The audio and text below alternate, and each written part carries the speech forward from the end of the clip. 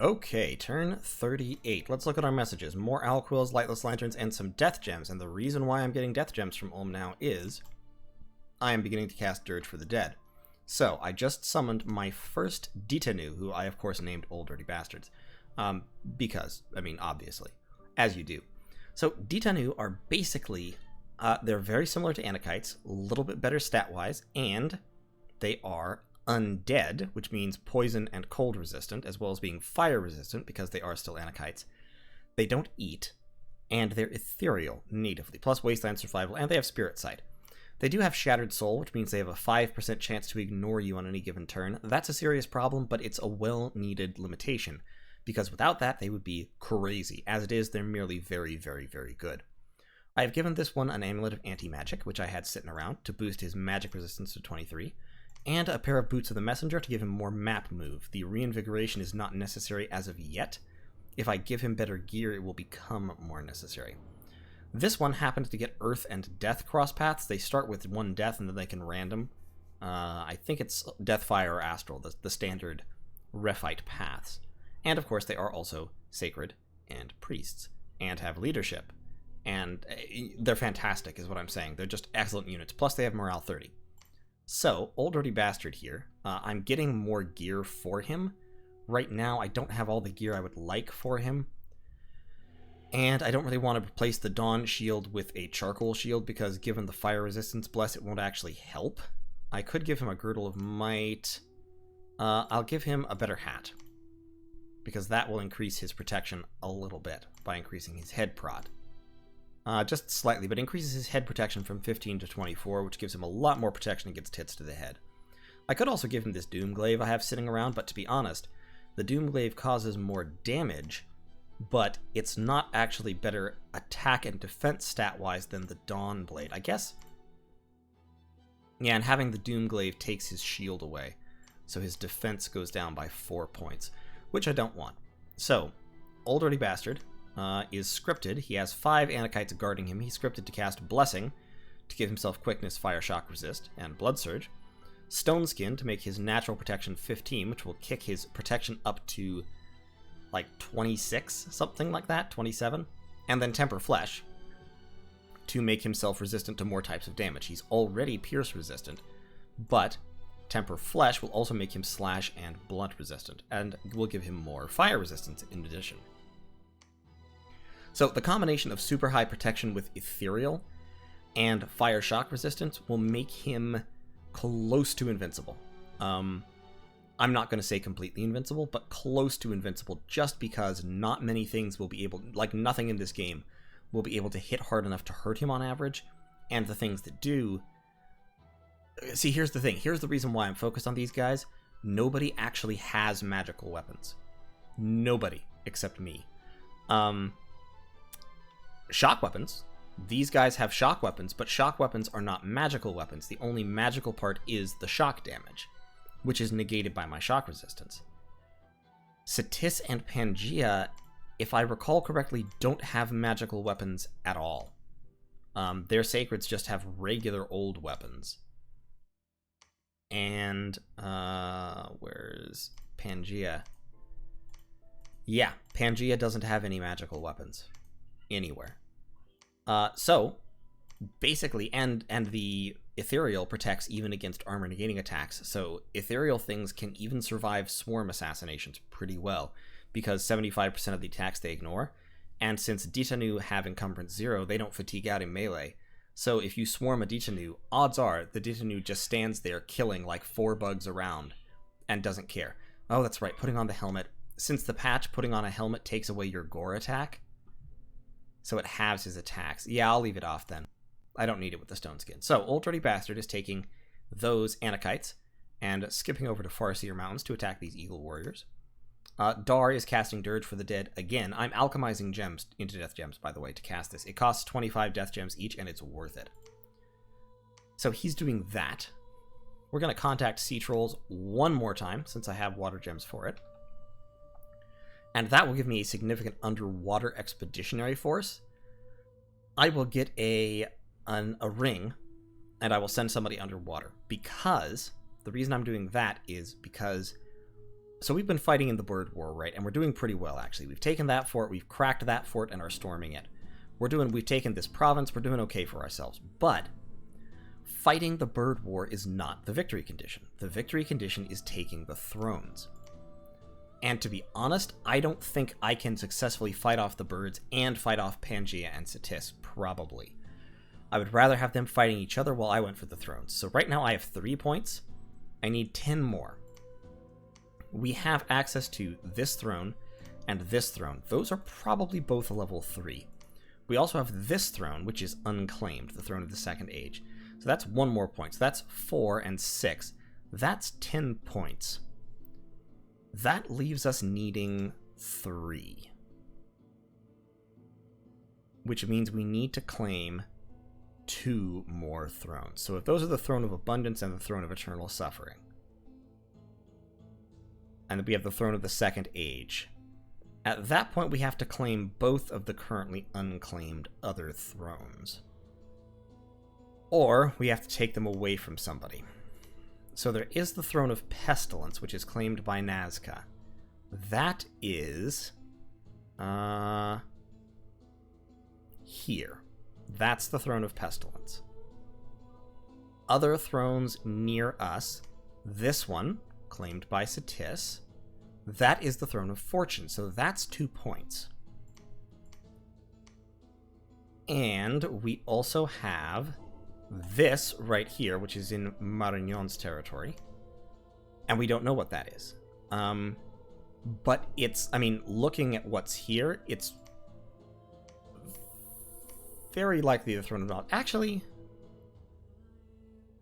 Nasajin was saying earlier that this was the Throne of Knowledge, I think. I'll have to double check with him, because he was definitely saying that he'd seen the Throne of Knowledge. Also, I've been attacked by knights here, which is highly irritating, but what are you going to do? Sometimes knights attack. We'll send somebody to clear them off pretty quick. But, so, it's going to be a little sketchy to get the thrones, but I think if we can take this one, and then we can take this one, and then these two, of course, I think we're really close. However, this strategy depends on people not automatically all turning on us when they notice that we're close to winning by thrones, which means we need more Holy Threes. So, Holy Three strategies. Ulm is researching up towards Construction 8, at which point he'll be able to forge the Holy Boosters. Adons are Holy Level 2, so if they're holding a Holy Booster, they're Holy 3. That means they can claim thrones, because any Holy 3 can claim thrones. I can also summon Hashmals. Hashmals are Holy Level 2, and can hold a booster and become Holy Level 3. I'm also recruiting another Adon right now, so I'm just pumping out the giant thugs at the moment. The Ditanu are better at it than Adons, because they have the built-in resists. After that, I am going to recruit a Talmai Elder, and that Talmai Elder will be given boosters to get him up to the point where he can summon Hashmals, and eventually he should be able to summon Ophanim as well. So Hashmals take 3 astral and 1 fire, which means I will have to empower him in fire once. After that, I can give him a Skull of Fire and an astral booster, and he can also call Ophons, which are actually several units. And at maximum, well, no, an Ophon is a wheel. And then at level 9, if I really have a million pearls, which I don't, I would eventually be able to call Merkavas, which are 5 commanders, 4 Ophons and a Chayot. Very powerful angelic commanders. They have magic paths, they have invulnerability, they're holy level 2, or I think Chayots maybe 3. I don't think they are 3, actually. I'd also like to call Arels, because Arels are healers, and that would be super useful. It would also break me into nature in a big way, but for that I need to empower in nature, which I can't currently do because I have no nature income. None whatsoever. So, we're going to go here. We're taking that province back. We're taking this province back. I'm sort of pseudo in negotiations with Nazca to stop being at war, but we'll see how that pans out. Also interesting, Team Pangea and Satis are breaking out the Bane Venom Charms. Bane Venom Charms have the Reaper 10% effect, which means that when you put them in a province, 10% of the population dies, and there's a significant chance for any units in the province to become diseased. So you can see 2 of my Bone Tribe Beast Hunters have gotten diseased, and my Commander has become diseased. Also up here in Marignan, more devastatingly, a number of my Anakites have become diseased because there is a Bane Venom Charm in Marignan as well. I hate Bane Venom Charms. I personally think they're bad for the game. I understand why people use them given that they do exist in the game, but I don't like them and wish that people would not use them. So I'm going to give this bag back to Nahum.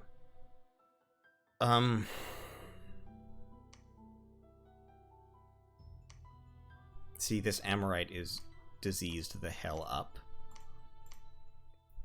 We're going to give that Amorite to Tevel. We're going to leave these guys here to maintain the siege. There's a ton of birds in Nazca, just a million of them. And I'm sure that's why there's a Bane Venom Charm here, because it's just destroying the birds slowly by destroying while also destroying the province. Tevel, basically everyone needs to get out of this province because, yeah, can't stand here and get diseased. I have asked Team Pangea and Satis to move the Bane Venom Charms away, and they might, but I certainly cannot count on it. I am not, interestingly, I've besieged Marignan, but I can't breach it because it's full of birds, and birds have a huge siege bonus. Also, this is Bogus and his adventuring party from last turn, so I'm just going to ignore that province for now. Everybody's just going to move north. I don't really have much else to do. Pud will stand here, waving the flag, kind of holding on to things. And we're just gonna have to push on with the troops. Ooh, I can recruit monkeys here. Fascinating. That's wonderful. Not. Yeah, so the Bane Venom Charms are frustrating, and that's one reason why I want to try to end this game without having to actually fight and kill everyone, if at all possible. Because fighting and killing Pangea and Satis will be a nightmare. Now, Ditanu will make it a lot easier, because Ditanu are poison resistant, and they're undead, so they don't care about being diseased. So, if you gear up a Ditanu with the right gear, I should be able to pretty much just launch him in there and not give a crap about Satis's normal countermeasures. Skelospam does not bother Ditanu. Disease does not bother Ditanu. Death spells mainly do not bother Ditanu. Now, they are undead, so they can be hit by Wither Bones or Dust to Dust, which does hurt them, like, a lot. So there is that. Although I think those spells are hard to hit Ethereal, which makes it hard for them to counter Ditanu with them as well. So, you know, we'll see how it goes. But I'm going to get underwater. I distracted myself in the middle of talking about that. I'm going to get underwater because underwater you can summon Bishop Fish, which are Holy 3 summons. And you can give them Amulets of the Fish to get them above water. It'll be tricky because my only real big water mage is immobile, but once if I get Construction 6, I can do it. I'm also researching Thaumaturgy level 3 for Iron Will, which Old Dirty Bastard will be able to cast to kick his magic resistance up again, I believe. That spell should stack with items. I actually need to test that. I definitely need to test that, but I believe it stacks with items. So he should be able to push himself up to 27 magic resist, at which point he's basically invincible to most MR check spells. So that will be the plan. This little raiding army, I think their commander should be dead at this point. Ascanios is patrolling here, but it's not doing anything.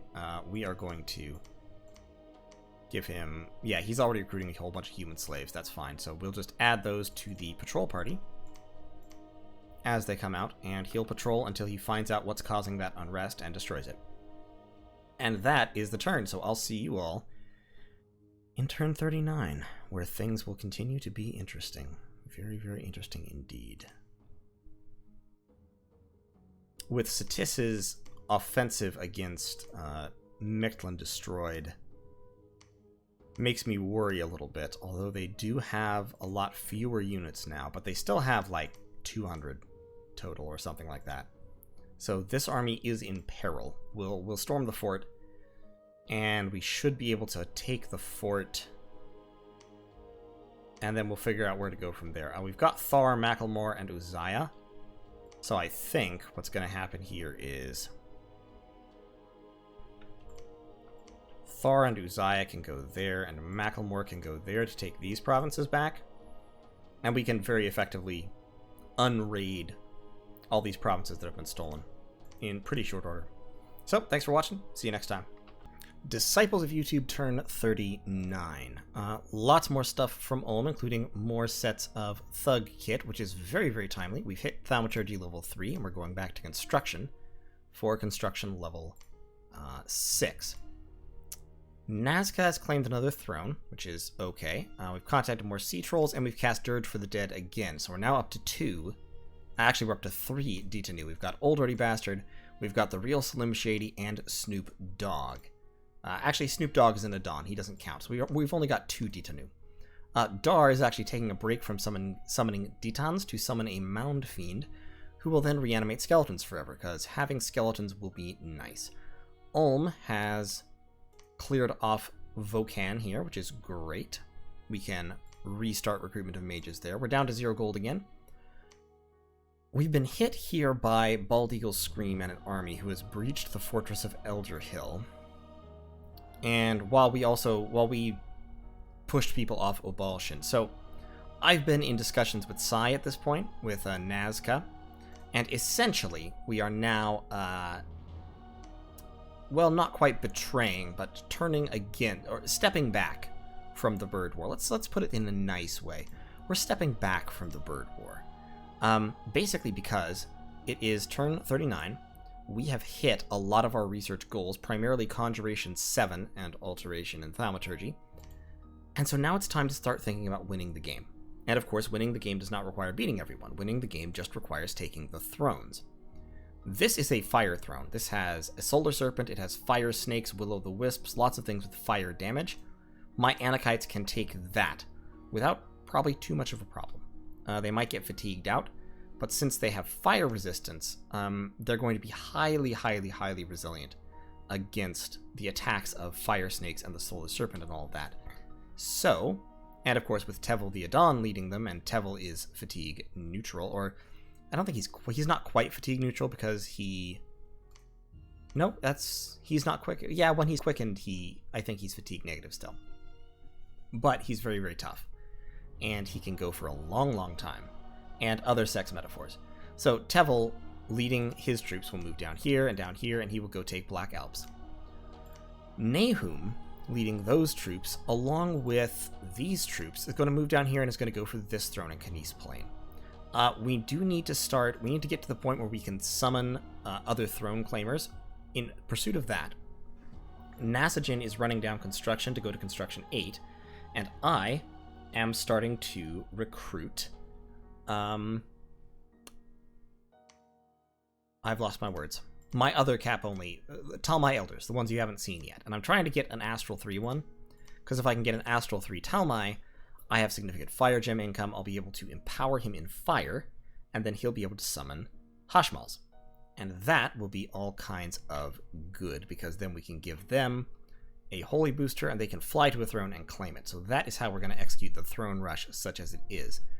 We're going to need to get that throne. Those are both, these two I think are both level 3. That one should be level 2, given what thrones are left. So that will give us 8 more points. We've got 3, we're going to get 4 from the throne we already have, plus 8 is 12. And then we'll need to get 1 more throne. Other thrones that we might conceivably get. This one, which only has a palisade on it, interestingly. Or this one, which has a fortress on it this one, which has a fortress on it and is stacked full of Marshmasters. So don't necessarily want that. So my objective here is going to be this throne, this throne, this throne, and that throne. Getting that throne might be a little bit of a trick, because it will require cutting through everything that Marignon has, and then also pushing through everything that Bandar Log has. But it's going to be a lot less of a trick than trying to fight Team Pantis in its entirety. So that's the way we're going to swing it. I do need to upgrade this fort. I'm building a giant fortress here. I would also like to upgrade this to a castle so that it has more wall integrity.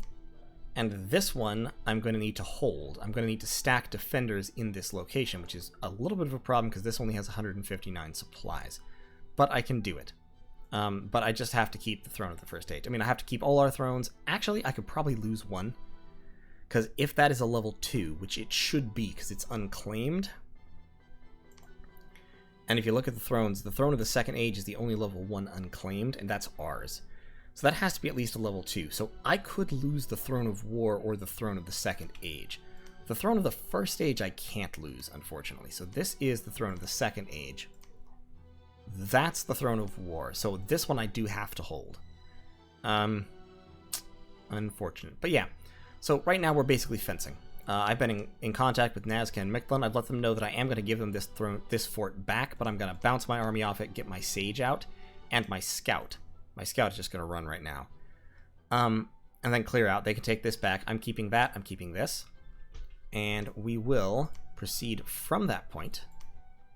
And basically the main thrust of my armies is going to be up in this direction once we've gotten some throne claimers. Because right now it's just Wilbur. I need at least one more. Because worst case scenario, what I need to happen is we claim that throne. We clear that throne. We clear this throne. Get up here. Take that throne, preferably bust this fort on the same turn we claim these thrones, then assault Cloud Trap Wilbur on top or somebody and claim that throne. But a key part of the plan is claiming 2 thrones in one turn. Or 3 even, preferably. If we claimed all 3 of those in one turn and then immediately rushed this throne, that might be the best chance.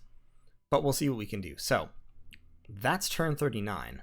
Not much else is happening. I'm hoping that I can kind of keep the lid on things for a few more turns, keep these guys fighting here, keep these guys fighting here, and it doesn't bother me if Mictlan goes, if Nazca goes and eats Pangea all that much. Pangea is getting whipped on at this point, which is, like I said, okay by me. The more he's getting whipped on, the more distracted he'll be, the less he'll be able to contest my capture of the Black Alps. So, yeah, that's going to be the plan, such as it is. We'll see how well we can execute. Thanks for watching. I'll see you in turn 40.